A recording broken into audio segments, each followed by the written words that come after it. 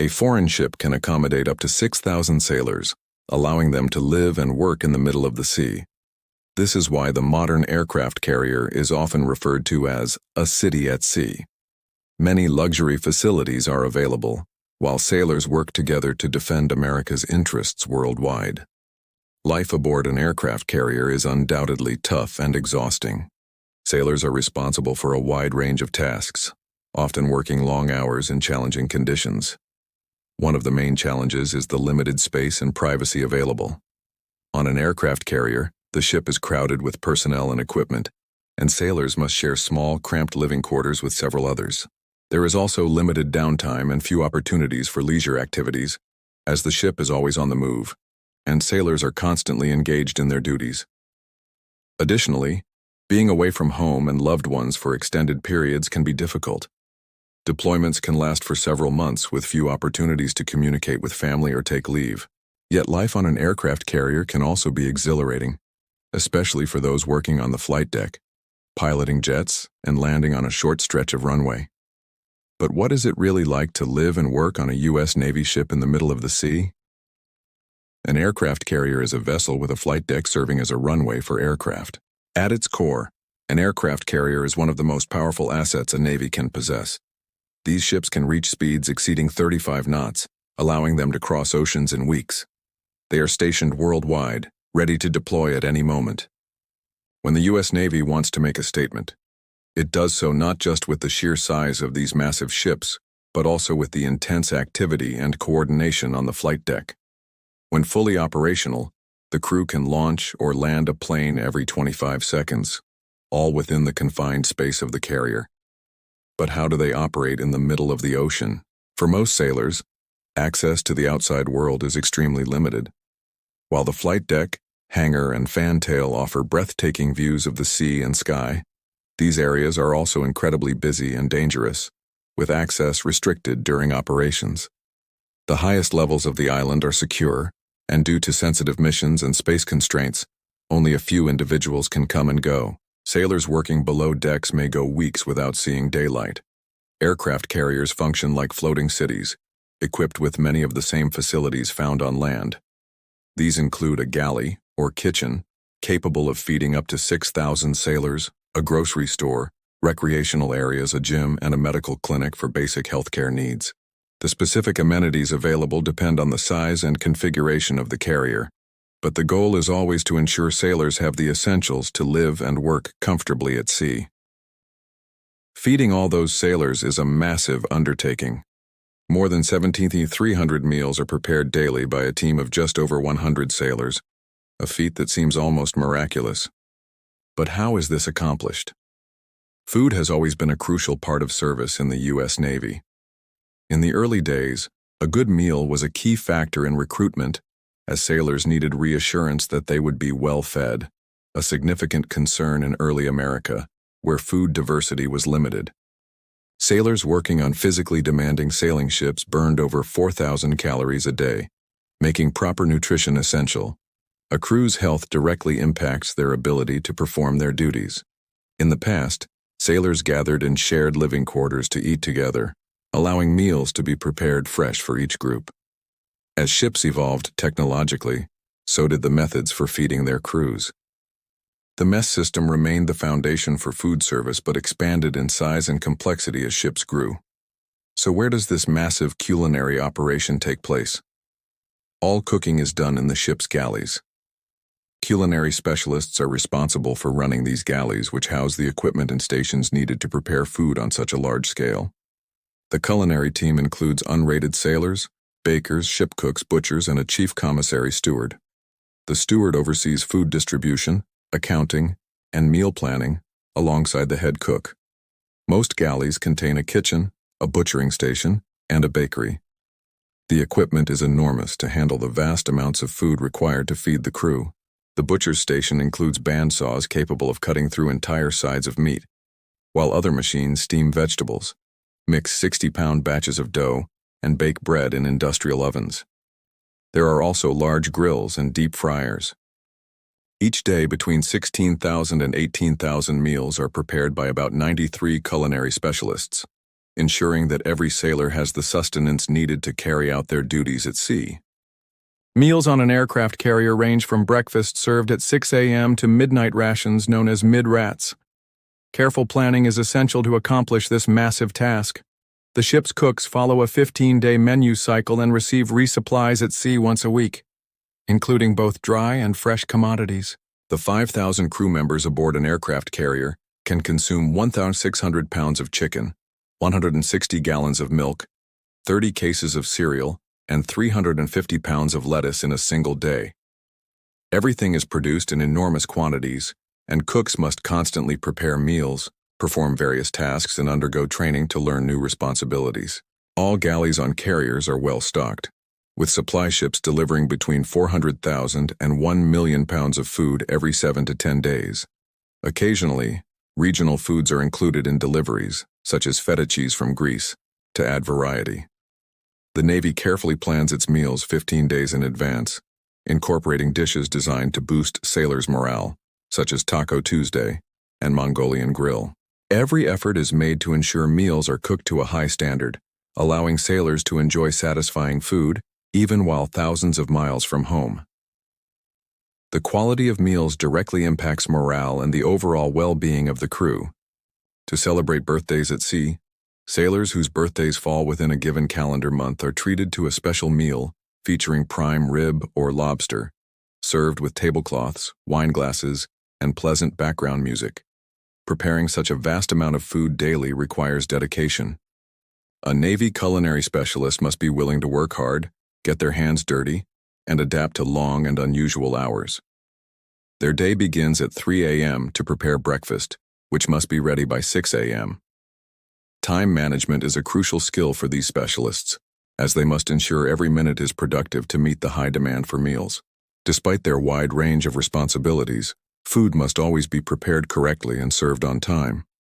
Fortunately, advancements in galley design on modern aircraft carriers have made their work more efficient. For example, the USS Gerald R. Ford, the newest aircraft carrier in the U.S. fleet, features a galley system modeled after those found on San Antonio-class amphibious transport docks. This proven design allows for maximum efficiency. Unlike older carriers, Ford-class ships operate only 2 galleys. The ship's supply department and food service division have developed standard operating procedures to manage both galleys simultaneously, ensuring efficient meal preparation for the crew and carrier Air Wing 8, CVW-8. Meals are served to enlisted personnel, chiefs, and officers from 3 adjacent sides of a centralized galley at the rear of the aircraft carrier.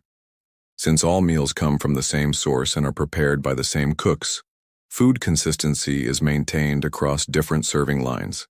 This system eliminates the need for separate special meals for different groups, while also improving the overall quality of the crew's meals. Both of the ship's kitchens are positioned along the center line and serviced by pallet-capable elevators that connect directly to cold, dry, and frozen storage areas below. This vertical integration allows the food service cargo team to efficiently access supplies with a relatively small staff. By placing storage rooms directly beneath the galley, the need for large work teams of 50 to 100 people to move cargo is significantly reduced. Additionally, this setup enables the food service division to operate without disrupting the ship's other daily operations. If you think the food on an aircraft carrier is well taken care of, you'd be surprised by the many other amenities available on board. These ships are designed to provide sailors with as many comforts as possible to maintain their morale and physical well-being while at sea. One such facility is the onboard grocery store. Although having junk food can boost morale, the store serves a more practical purpose. It provides sailors with essential items like razors, hygiene products, and snacks.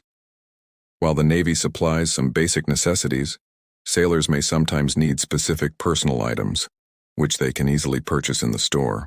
The ship's store averages around $10,000 in sales per day, with over 1,050 transactions.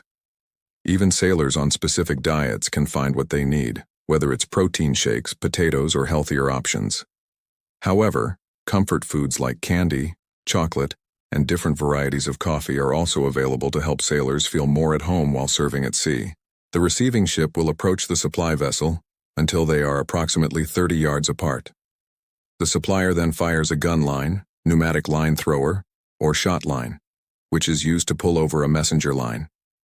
This messenger line, also known as a shot line, helps transfer other essential equipment such as the distance line, phone line, and transfer rig lines. The supply ship, which acts as the command vessel for the replenishment operation, is responsible for providing all the necessary lines and equipment for the transfer. Because of the relative positioning of the ships, it is common practice for larger vessels to set up multiple transfer rigs. This setup allows for faster transfers and enables the delivery of different types of supplies simultaneously. Additionally, most resupply ships are designed to handle 2 receiving ships at once, restocking 1 vessel on each side. While most ships can receive supplies from either side, U.S. Navy aircraft carriers always receive replenishments on their starboard side. Due to the Carrier AS design, where the island and navigation bridge are positioned on the starboard side, the port side cannot be used for replenishment. Alongside connected replenishment is inherently dangerous. 2 or 3 ships must maintain the same course and speed while traveling side by side for an extended period. The hydrodynamics created by the ships moving in close proximity generate a suction effect between them, making precise steering crucial. A minor miscalculation in steering by either ship could result in a collision, potentially rupturing fuel transfer lines and hoses. At a speed of 12 knots, even a 1-degree change in heading can cause a lateral drift of approximately 20 feet per minute. This is why only experienced and highly skilled helmsmen are allowed to operate the ships during replenishment. The crew on the bridge must remain fully focused on maintaining course and speed. The risk level increases when a supply ship serves 2 ships simultaneously. In case of an emergency, crews practice emergency breakaway procedures, which allow the ships to separate rapidly under non-ideal conditions. While these procedures prevent collisions, they can also result in lost supplies if the transfer is interrupted before completion. Upon successful replenishment, it is standard practice for many U.S. Navy ships to play a distinctive tune over the supply vessel's public address system as they part ways. The transferred supplies are then moved to the hangar for sorting and distribution to the respective units, ensuring that sailors always have what they need. The flight deck, a high-stakes environment. Now let's head to the flight deck, one of the most intense and complex workplaces aboard a U.S. Navy aircraft carrier. At any given time, a wide range of activities takes place, requiring coordination among multiple teams. Aircraft handling personnel, responsible for maneuvering aircraft on the flight deck, positioning them for takeoff and landing. They use hand signals and verbal commands to direct aircraft movement and operate ground handling equipment such as tractors and tow bars. Aircraft maintenance personnel perform routine and scheduled maintenance as well as urgent repairs. Their tasks include servicing engines, inspecting and replacing components, and conducting thorough inspections to ensure aircraft are mission-ready. Flight deck operations personnel manage aircraft movement and overall flight deck safety. Their responsibilities include controlling aircraft flow, directing traffic, and coordinating the aircraft launch and recovery cycles. But why are sailors kneeling so close to a plane as it takes off? The flight deck of an aircraft carrier is one of the most hazardous workplaces in the world. Sailors must endure constant high noise levels as well as crowded conditions, with up to 60 aircraft and 200 personnel packed into just over 4 acres of reinforced steel armor plate. From an outsider's perspective, the movement of workers in multiple directions may appear chaotic, but every action follows a precise and well-rehearsed procedure. However, the flight deck of a U.S. Navy aircraft carrier is one of the most well-organized man-made environments on Earth. It operates much like an orchestra, where each section is responsible for executing a specific movement within the larger symphony of carrier operations. Due to the overwhelming noise generated on the deck, verbal communication is impossible. Instead, sailors rely on a system of gestures and hand signals to coordinate their tasks and ensure seamless execution. One of the many gestures used on the flight deck is kneeling. It is common to see sailors kneeling near an aircraft that is preparing for takeoff. The color of their shirts indicates their specific role. If the kneeling sailor is wearing a yellow shirt, they are the shooter, responsible for giving the catapult crew, CAT crew, the signal to launch the aircraft. If they are wearing a green shirt, they are a CAT crew member, waiting for the next aircraft to be positioned for launch. If their shirt is a different color, they are likely a quality assurance, QA, team member from the squadron, conducting a final inspection before takeoff. Their job is to check for hydraulic or fuel leaks, as well as other potential mechanical issues before the aircraft taxis forward to the catapult. Before an aircraft is launched, a team of about 10 personnel is stationed in the catapult box, including the catapult crew, ordnance department members, and final QA checkers. Hand signals, the universal language of the flight deck. In addition to kneeling, hand signaling is the primary means of communication on the flight deck. The hand signals for takeoffs and landings are nearly identical across all launches. If a pilot were to improvise or introduce a new movement on the spot, it could be misinterpreted, potentially leading to catastrophic consequences. After startup, when the pilot is ready for takeoff, they will give the plane captain a thumbs-up signal. At this point, the pilot and plane captain must wait for someone in a yellow shirt to take control of the aircraft. No aircraft moves on the flight deck unless directed by a yellow shirt. These flight deck directors are responsible for controlling all aircraft movement, whether the aircraft is taxiing or being towed. The sequence of takeoff operations. 1. Signals above and below the waist. O signals directed to the pilot are given above the waist. O signals for other flight deck crew members are given below the waist. 2. Pre-takeoff checks. O. The yellow shirt confirms the pilot's thumbs up and signals to begin breaking down the aircraft's securing equipment.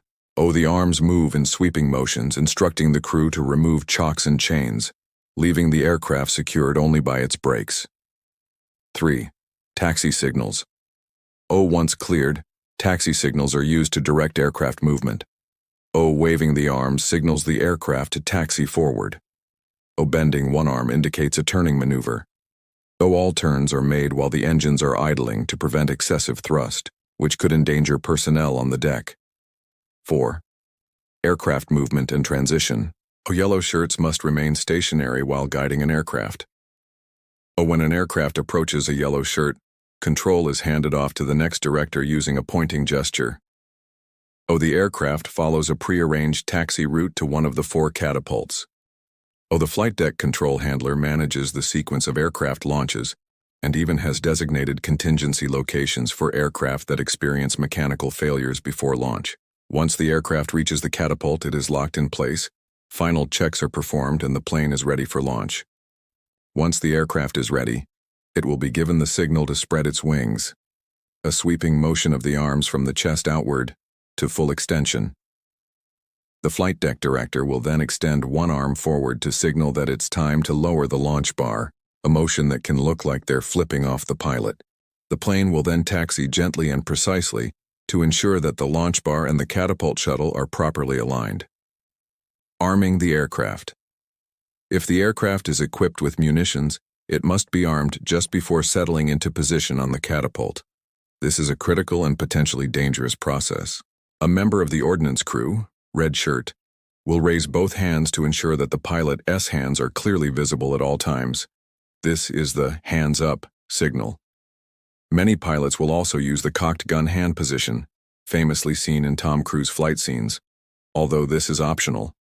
To indicate that the aircraft has been armed, the ordnance crew will extend both arms forward and place one fist into the open palm of the other hand. Once armed, the aircraft can taxi onto the catapult and begin taking tension and preparing for launch.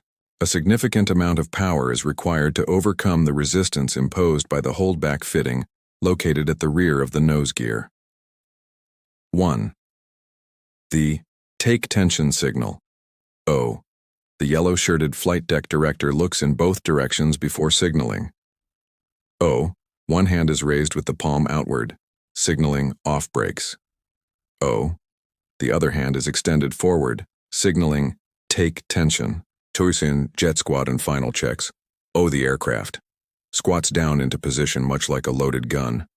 O. The final director hands control over to the shooter, who waves his arms frenetically to signal the pilot to run up the engines. O. The pilot wipes out the controls, sets military power, and does a final instrument check. O. The launch bar will remain down until after the aircraft is airborne. 3. Salute and launch. O. Once satisfied, the pilot salutes the shooter, then places a hand on either the canopy bow, towel rack, or the control stick, based on personal preference. O. The shooter returns the salute, points to each element on his final checklist, taps the deck, and points forward, signaling the launch. Landing and taxiing post-trap. After a successful landing, the post-trap procedure is much simpler. As the pilot approaches the landing area, a yellow shirt will be standing to the right, tugging a thumb backward, indicating that the throttle should be reduced. After a short pause, the hookup signal is given by bringing one thumb into the open palm of the other hand. The pilot then provides a thumbs up, ready for service, or thumbs down, requires maintenance, to the flight deck chief. The aircraft then follows a series of taxiing maneuvers until the yellow shirt signals for chocks and chains to be installed. Finally, the aircraft is handed over to the plane captain. The bubble, the nerve center of catapult operations. Amidst the organized chaos of the flight deck, there exists a tiny yet critical space. The bubble. This is one of the smallest rooms on an aircraft carrier, yet it provides the best vantage point of all the action. The bubble houses the Integrated Catapult Control System, ICCS, which is responsible for launching aircraft with maximum safety and efficiency. This system eliminates the need for multiple remote stations and reduces the complexity of intership communications. ICCS control and backup systems. The ICCS consists of two key control centers. 1. The ICCS on the flight deck. 2. The central charging panel below deck. The system manages two adjacent catapults and includes the Catapult Officer Control Console, the Monitor Control Console, sound-powered phones and indicator lights for communication with remote control panels. In the event of an emergency, control operations can be transferred to the Emergency Deck Edge Control Panel or the Central Charging Panel. In such cases, the catapult officer takes direct command of deck operations. The Catapult Control System. The Catapult Officer Control Console, Monitor Control Console, and Central Charging Panel work in conjunction with one another to facilitate efficient aircraft launches. The control console features a wraparound design, and on the side closer to the command catapult, there are separate control panels for each of the two catapults it manages. Each operating panel contains status lights, light switch units for different phases of catapult operation, nose gear launch switch, manual aircraft data input system, readout and erase switches, capacity selector valve position console. These components allow the operator to guide the catapult through a standard launch sequence. The catapult launch process. Aircraft carriers can launch a plane from one of their 4 catapults every 20 seconds. Each catapult is about 300 feet long and operates using a massive piston beneath the deck. Only a small mechanism above the deck is used to engage with the aircraft's nose gear. How the catapult system works. The catapult trough, located beneath the flight deck, is lined with 2 rows of slotted cylindrical pipes. When it's time for takeoff, aircraft handlers guide the plane onto the catapult and connect it to the nose gear system. A T-bar attached to the aircraft's nose gear connects it to the catapult shuttle, which protrudes from the flight deck. The aircraft is held in place by a holdback mechanism that keeps it secured while tension builds up. After a final series of safety checks, the pilot pushes the engines to maximum power. Once the engines are at full throttle, the catapult is activated, sending the aircraft from 0 to 160 knots in under 2 seconds. How steam powers the catapult. The launching valve assembly opens, releasing high-pressure steam into the catapult. This action is triggered by a signal from the catapult safety observer on the flight deck. The aircraft's weight and wind speed over the deck determine how long the steam valves remain open. Once the holdback is released, the pistons and shuttle accelerate forward, propelling the aircraft down the 300-foot catapult track. Incredibly, a 60,000-pound aircraft can reach speeds of over 150 mph in just 2 seconds. Naval traditions, swim calls, and steel beach parties. The U.S. Navy isn't all work. Sailors also take part in long-standing traditions to relieve stress and build camaraderie. One of the most famous of these is swim call. Originally, swim calls allowed sailors to bathe at sea, since fresh water was scarce. Today, they serve as a welcome break from daily duties.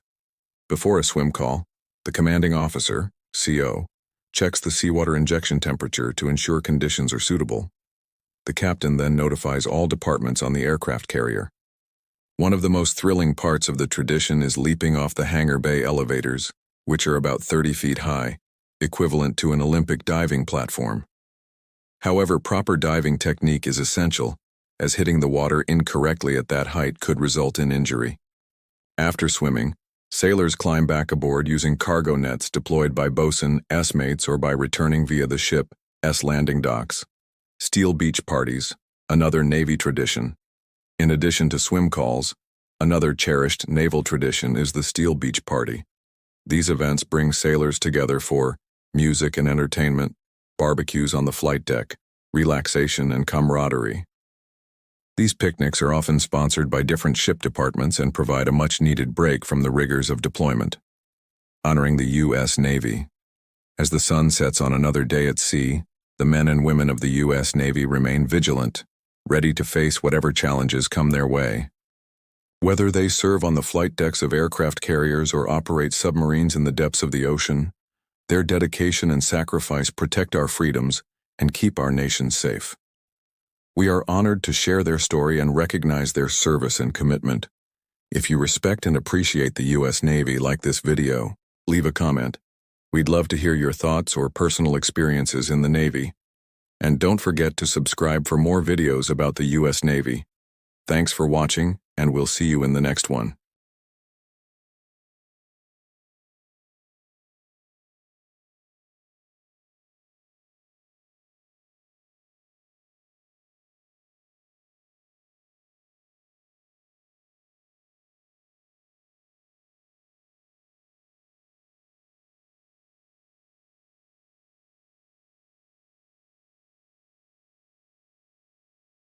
Status lights, light switch units for different phases of catapult operation, nose gear launch switch manual aircraft data input system, readout and erase switches, capacity selector valve position console.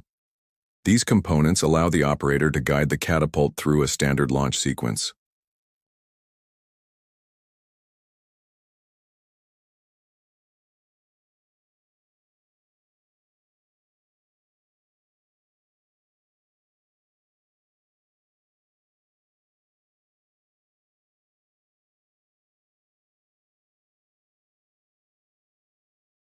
Aircraft carriers can launch a plane from one of their 4 catapults every 20 seconds. Each catapult is about 300 feet long and operates using a massive piston beneath the deck. Only a small mechanism above the deck is used to engage with the aircraft's nose gear. How the catapult system works. The catapult trough, located beneath the flight deck, is lined with 2 rows of slotted cylindrical pipes.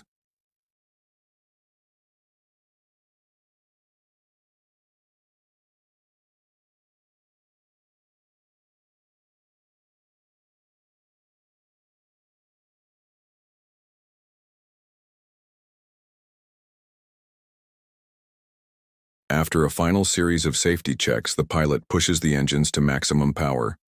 Once the engines are at full throttle, the catapult is activated, sending the aircraft from 0 to 160 knots in under 2 seconds. How steam powers the catapult.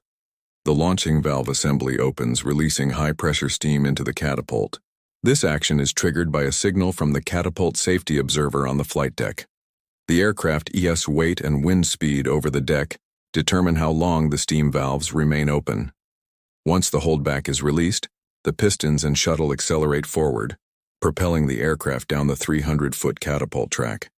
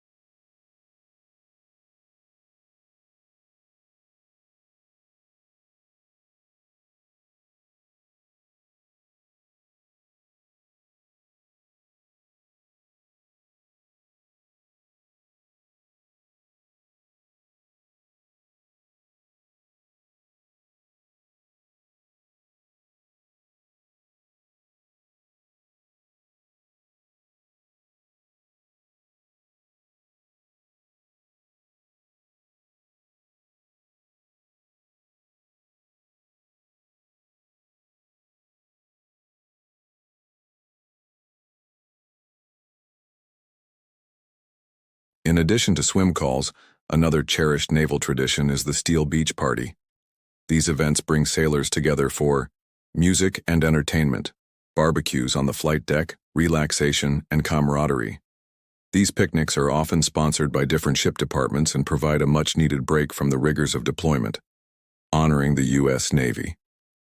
As the sun sets on another day at sea, the men and women of the U.S. Navy remain vigilant, ready to face whatever challenges come their way.